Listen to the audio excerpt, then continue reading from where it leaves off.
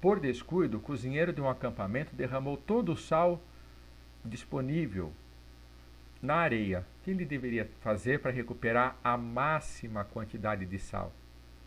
Recolher a mistura entre os sólidos, o sal por sobre a areia, logicamente tomando o cuidado de recolher mais sal e deixar mais areia na praia. Adicionar água, então joga essa mistura num balde, por exemplo, joga a água. O que vai acontecer? O sal vai dissolver na água, a areia não dissolve na água.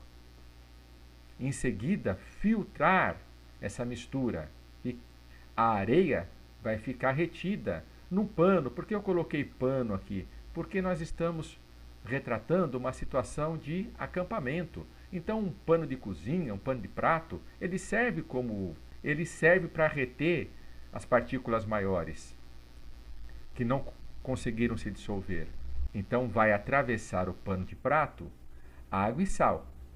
Ainda o sal não foi separado.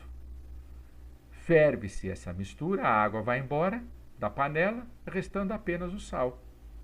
A segunda questão foi anulada porque na aula nós não comentamos, nós não falamos sobre o que significa destilação fracionada. Terceira, classifica o sistema ao lado, esse aqui é o sistema, em homogêneo ou heterogêneo. Percebam que eu tenho aqui o gelo, a parte sólida, água salgada e uma porção de sal não dissolvida aqui no fundo do recipiente. Então, eu estou enxergando três coisas aqui. Heterogêneo. Então, heterogêneo é quando o sistema apresenta duas ou mais fases. O que são fases? São que eu consigo identificar, separar um do outro. Então, quantas fases eu tenho aqui? 3 fases. Quais são essas fases? Essas fases são água na forma sólida, recebe o nome de gelo. Eu tenho NaCl aquoso, ou seja, sal dissolvido na água, que é essa fase aqui. E eu também encontro o quê? Este sal, que esta quantidade de água não conseguiu dissolver. Foi muito sal para pouca água. O sal em excesso, ele se deposita no fundo do recipiente. Então, NaCl, que é a fórmula do sal, sólido e não dissolvido. Sólido porque está aqui no fundo. Quantos componentes? Ora, eu tenho 2 componentes. Quais são eles? O componente água mais o componente NaCl. Por quê? Água sólida e água dissolvendo sal, a substância é a mesma, é água. E o sal, por sua vez, dissolvido, aqui ó, dissolvido, não dá para ver ele, que ele está dissolvido, né? Só estou aqui mostrando, estou aqui apenas representando os pontinhos de NaCl. NaCl dissolvido ou NaCl sólido continua sendo a mesma substância. Qual é a finalidade da filtração a vácuo ou da comum? Qual a finalidade de uma filtração, seja ela comum ou a vácuo?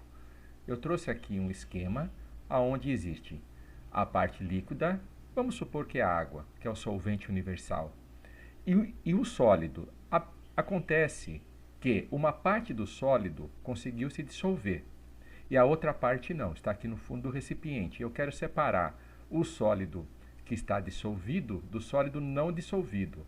Então, eu derramo essa mistura aqui no papel de filtro, segurado pelo funil. A parte, o componente sólido dissolvido, ele vai atravessar os furinhos do papel de filtro e vai escorrer aqui pelo funil e vai ser recolhido no recipiente adequado. E a parte que não foi, e a parte não dissolvida, ela vai ficar aqui retida no papel de filtro. Essa é a finalidade de uma filtração. Na filtração a vácuo, o recipiente que recolhe o filtrado está aqui, certo? Que é esse filtradinho aqui, ó. Eu mostrei aqui para vocês. Que é chamado de Kitasato, ele está conectado a uma trompa de vácuo, uma trompa que faz vácuo. Essa trompa de vácuo, ela tem 2 extremidades. Uma que se comunica com a torneira que lança a água que vem da rua, e a outra extremidade por onde essa água sai. Então aqui entra a água, um fluxo de água, essa água é recolhida aqui por esse funil, por essa espécie de funil, que não tem finalidade nenhuma de filtrar, apenas tem um aspecto de funil para que essa água vinda da torneira só tenha um caminho, sair totalmente dessa trompa de vácuo. Acontece que esse fluxo de água leva com ele todo o ar que está dentro da trompa de vácuo e também este ar que está dentro aqui do Kitasato.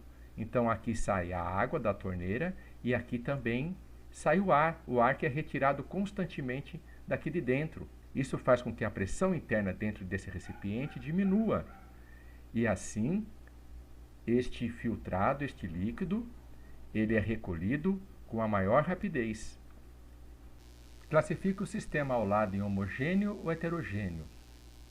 Pessoal, quando eu tenho um recipiente que tem tampa, ou seja, é hermeticamente fechado, o que está fora não entra e o que está dentro não sai, eu preciso considerar esta fase aqui de ar que está sobre o líquido.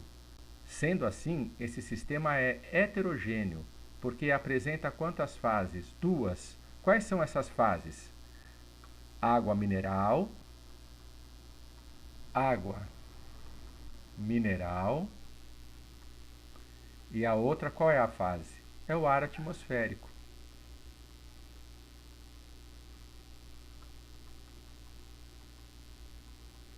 Quantos componentes? Vamos admitir 4 componentes. Quais são esses componentes? A água mais os sais minerais dissolvidos aqui. O que está em grande quantidade é um sal chamado bicarbonato. Também temos aqui o NaCl, que é o sal de cozinha. Temos aqui também os nitratos, todas aquelas substâncias presentes no rótulo da garrafa. Temos também aqui os sulfatos.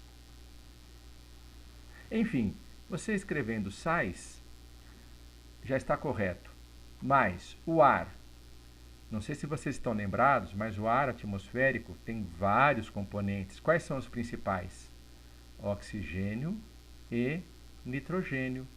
A figura ao lado ilustra 4 processos de separação de componentes de misturas heterogêneas entre sólidos desagregados. O que isso significa? Que você pode chacoalhar essa mistura o dia todo, que eles vão preservar a sua integridade. Eles não vão formar uma maçaroca, eles vão manter a sua individualidade. Qual a semelhança entre ventilação, que é essa técnica aqui, e a levigação? Ora, na ventilação, o componente menos denso, aqui no caso a palha do arroz, ele é levado, ele é arrastado da mistura por correntes de quê? De ar, de vento. Então a senhorinha aqui está jogando a palha do arroz e o grão do arroz para cima, o vento arrasta a palha, olha aqui a palha, ó, leva a palha e o grão volta para esta tampa que parece uma peneira, mas não tem função de peneirar nada. E na levigação? Na levigação também, o componente menos denso, no caso isso aqui é uma bateia, né? É um instrumento utilizado por garimpeiro. O componente menos denso da mistura, que é a areia tem uma densidade menor do que a densidade do próprio ouro. Então aqui no caso, o fluxo de água arrasta a areia e o ouro permanece na bateia. Então ambas as técnicas se utilizam de diferença entre as densidades dos seus componentes, sendo o componente menos denso arrastado. No caso aqui por ar, aqui por água. A técnica de peneiração é utilizada para qual fim? Ora, aqui está a peneiração. A peneira ela tem uma malha de arame. Essa malha serve para reter as partículas maiores, deixando as partículas menores escapar por entre aqueles buraquinhos da peneira. Então, para qual a finalidade da peneira?